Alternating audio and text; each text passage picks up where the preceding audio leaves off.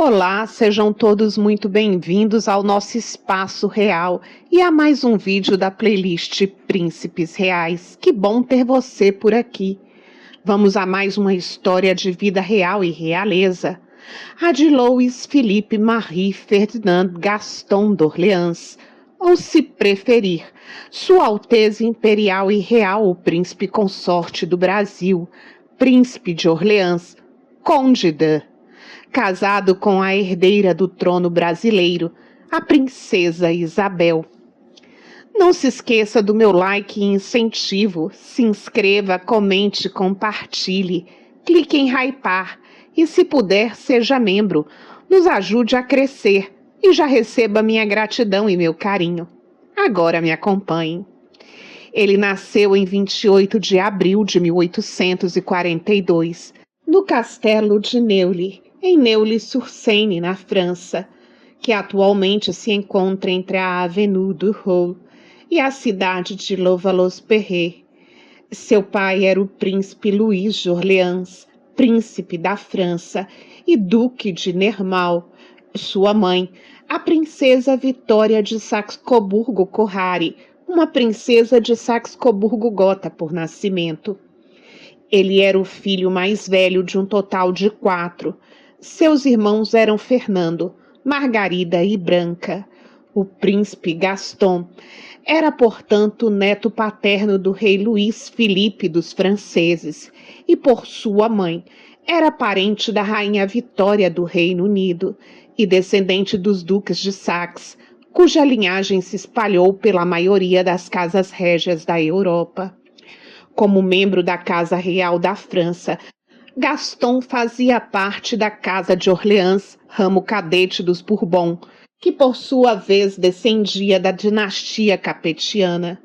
Um príncipe francês de nascimento recebeu o título de Conde de, um título que remonta ao Condado de Eu, na Idade Média, onde hoje se encontra a cidade francesa de Eu.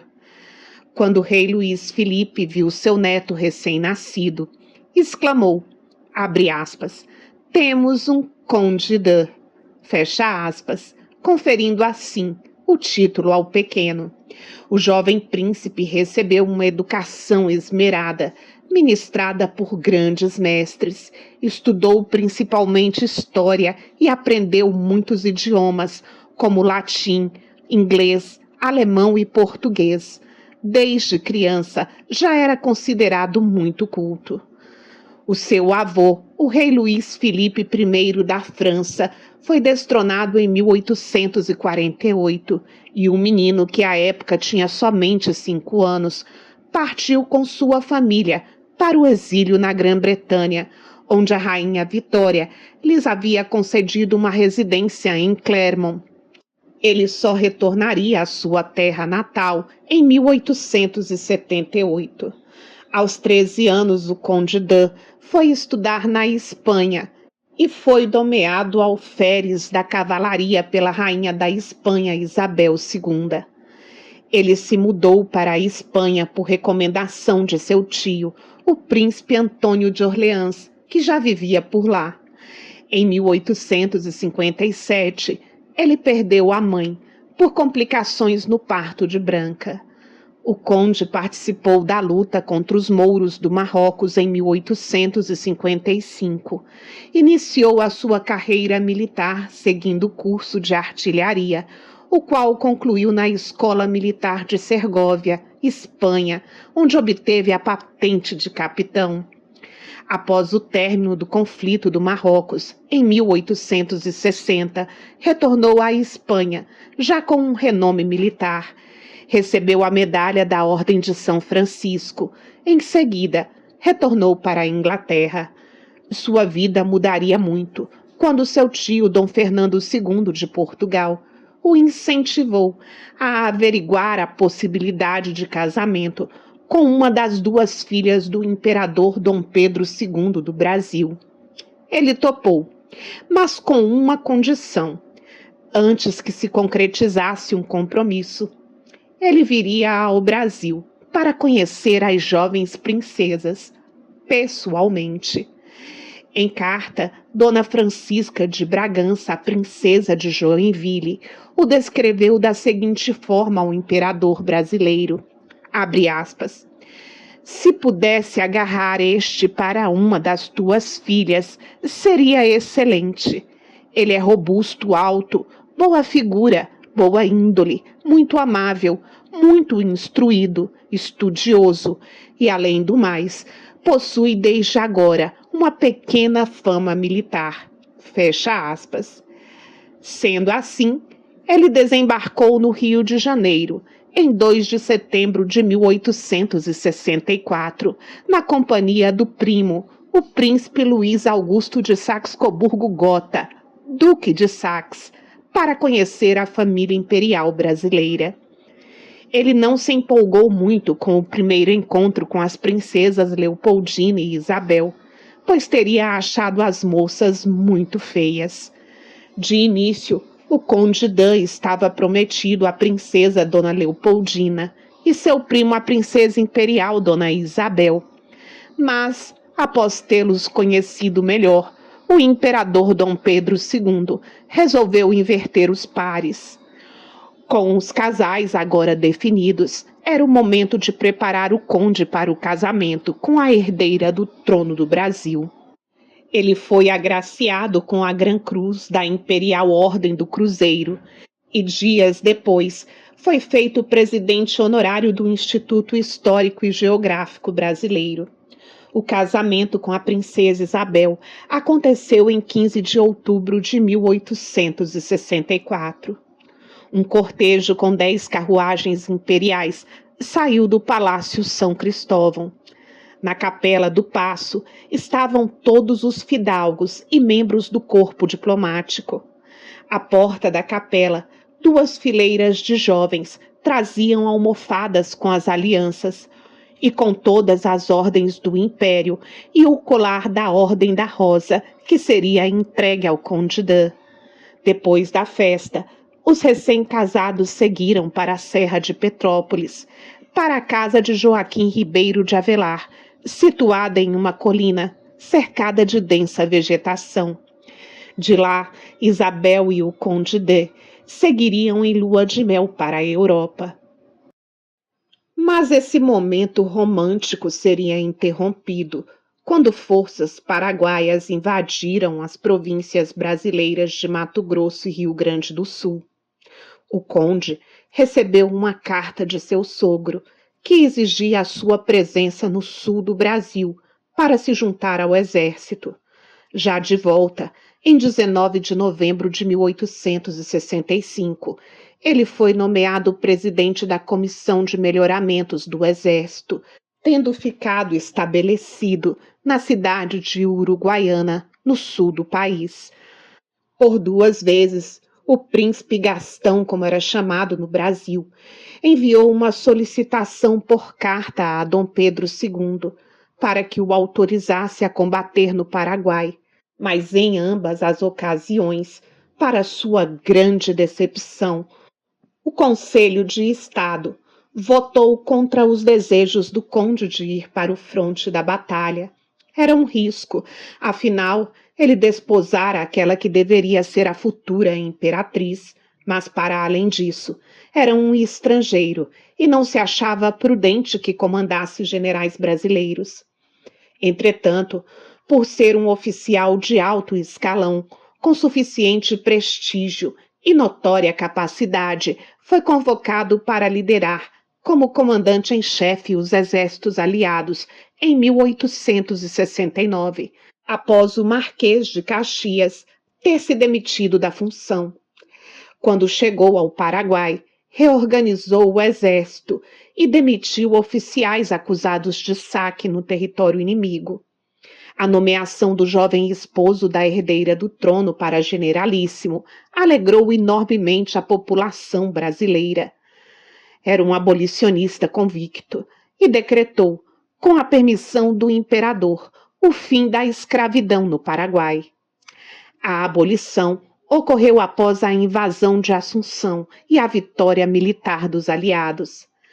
Em setembro, Desanimado com a falta de condições materiais do exército para prosseguir na tentativa de capturar Solano Lopes, seu desejo de encerrar o conflito foi negado pelo imperador. Um conde triste, abatido, se retirou da condução do exército aliado com o término do conflito em março de 1870. Ao retornar para o Brasil, em 29 de abril de 1870, foi recebido como herói e com grande apoio popular.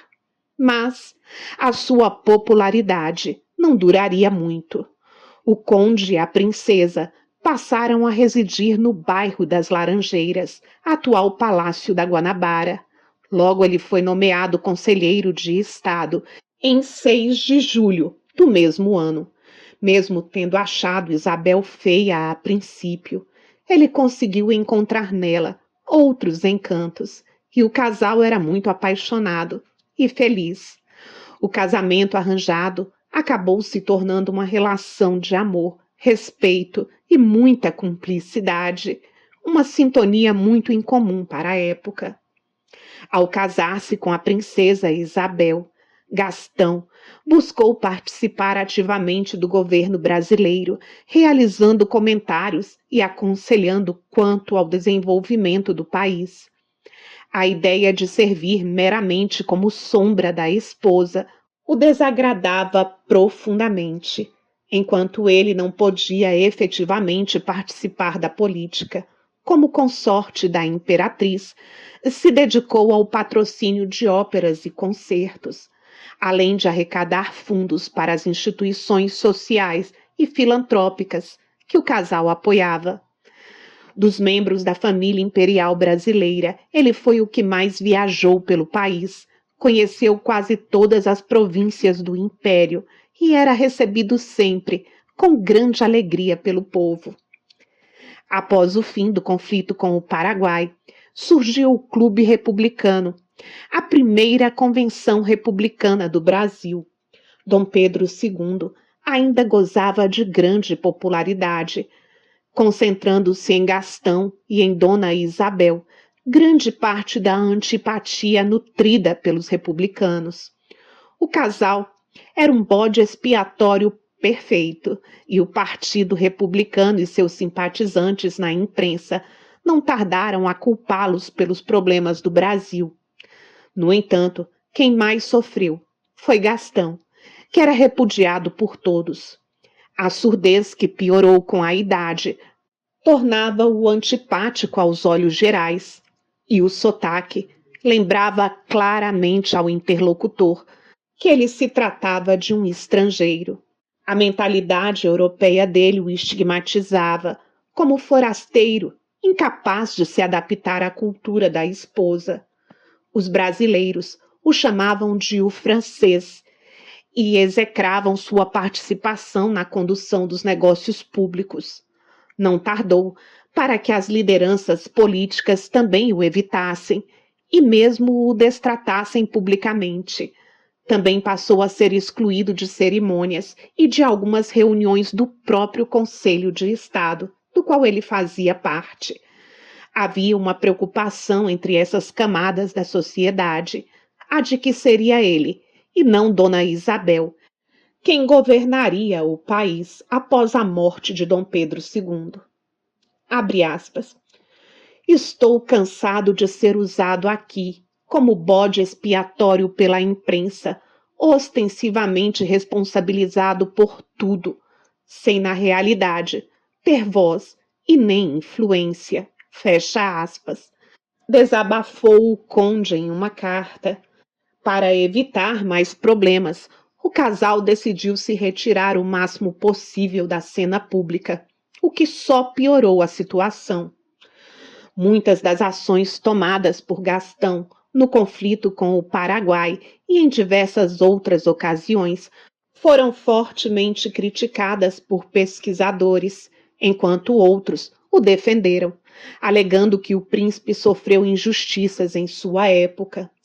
Os setores políticos enxergavam o conde como um estrangeiro, sendo mesmo impopular tanto entre os liberais quanto entre os conservadores, que não concordavam com as suas ideias. Foi somente em julho de 1874 que nasceria sua primeira filha, Luísa Vitória, porém ela não sobreviveu ao parto. Para a princesa Isabel, ter demorado cerca de 10 anos para engravidar não foi fácil, mas o conde sempre esteve ao seu lado para apoiá-la, apesar de ter sido relatado que ele tinha verdadeiro pavor de perder outra criança. O nascimento de Dom Pedro de Alcântara, em 15 de outubro de 1875, seria motivo de muita felicidade para o casal. Eles chamavam o filho carinhosamente, mesmo quando ele se tornou adolescente, de Baby. Em 26 de janeiro de 1878, nasceu o segundo menino do casal, que foi chamado de Luís. O último filho a nascer seria Antônio, que viria a ser apelidado de Totó pela família. O Conde de era um homem muito simples e buscava imprimir nos filhos essa característica. Evitava eventos pomposos, deixando claro a aversão ao estilo de vida das nobrezas e realezas da Europa. Depois de uma viagem à Europa, o Conde de e a princesa voltaram ao Brasil em 10 de dezembro de 1881. O Império já não vivia a calma e a tranquilidade de antes. A respeito dos últimos anos do Império, o Visconde de Taunay relembraria que o Conde de se ocupava com a criação e educação de seus 3 filhos, parecendo viver só e unicamente para isso. Quando a República foi proclamada em 1889, a família imperial brasileira se retirou em exílio. O Conde de permaneceu com Dona Isabel e seus filhos na Europa. Isabel e Gastão acabaram se mudando no ano seguinte para uma vila particular que era bem mais barato que um hotel. Porém, Dom Pedro havia se recusado a acompanhá-los e permaneceu em Cannes. Dom Pedro II morreu em dezembro de 1891, com Isabel sendo reconhecida pelos monarquistas como a imperatriz, enquanto suas propriedades no Brasil foram vendidas e o dinheiro usado para pagar as dívidas do imperador na Europa, onde passaram a viver uma vida quieta e muito simples. O pai do Conde de morreu em 1896 e a herança que Gastão recebeu permitiu que ele e Isabel tivessem uma estabilidade financeira. Eles passaram a residir no Castelo de, na região francesa da Normandia. Já em 1909, na iminência da renúncia de seu filho Dom Pedro de Alcântara aos direitos dinásticos para se casar com a condessa Elizabeth Dobrensky, Gastão buscou legitimar junto aos orleanistas seus direitos à sucessão do trono francês, criando para si e seus descendentes o título de Príncipe de Orleans e Bragança. Quando estourou o primeiro grande conflito mundial, já idoso, juntou-se ao corpo de voluntários, auxiliando na França as tropas aliadas, no que incluía primeiros socorros e a patrulha das ruas. Depois da revogação em 1920 do decreto de banimento da família imperial, o conde esteve no Brasil. Retornou ao Brasil em 1921 para repatriar os restos dos imperadores, que atualmente se encontram no mausoléu imperial da Catedral de Petrópolis. A saúde da princesa Isabel começou a se deteriorar nesse mesmo ano, o que a impediu de acompanhar o marido. O conde ficaria viúvo em 14 de novembro de 1921. Gastão de Orleans, conde de, mesmo com a saúde precária, abalado pela viuvez e pela perda dos filhos, o príncipe Antônio e o príncipe imperial Dom Luís, empreendeu outra viagem ao Brasil para participar do centenário da independência e para apresentar o seu neto Dom Pedro Henrique, chefe da Casa Imperial do Brasil, então com 12 anos, ao povo brasileiro. Conta-se que seu médico não ousou proibir a viagem, dado o entusiasmo do Conde Dan, cuja proibição causar-lhe-ia mais mal do que bem. Ele embarcou a bordo do navio Massília, com o neto Dom Pedro Henrique e a nora, Dona Maria Pia. O Conde Dan morreu de causas naturais em meio ao Oceano Atlântico, em 28 de agosto de 1922, 2 dias antes do desembarque. Seu corpo embalsamado esteve exposto no Rio de Janeiro, na igreja de Santa Cruz dos Militares. Uma multidão prestou as últimas homenagens a Gastão de Orleans e enviou mensagens de simpatia à família imperial, hospedada no Hotel Glória. Depois, o corpo foi levado para a França. Atualmente, ele e a princesa Isabel também repousam no mausoléu imperial da Catedral de Petrópolis. Gastão de Orleans, o Conde Dan, foi uma figura não muito popular entre os brasileiros, porém importante no decorrer da história da monarquia em nosso país. Teria recebido o título de imperador consorte, não fosse a proclamação da República em 15 de novembro de 1889. E agora que já te contei a história, você me conta as conclusões desse vídeo. Te aguardo nos comentários. Muito obrigada pela honra da sua companhia em mais uma história. Até já!